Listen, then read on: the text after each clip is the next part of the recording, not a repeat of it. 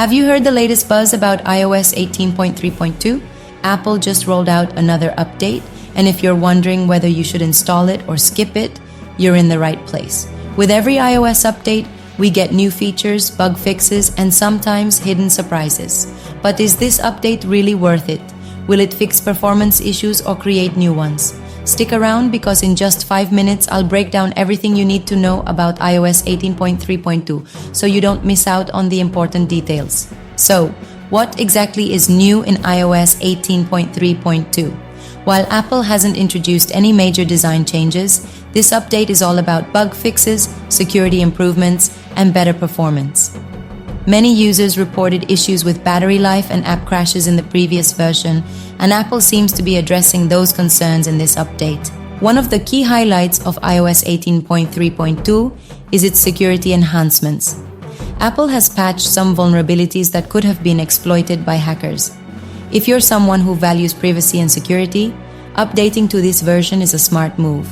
Now, let's talk about performance improvements. If your iPhone has been feeling a bit slow lately, this update might just fix that. Many users have already reported smoother animations, better multitasking, and improved battery optimization.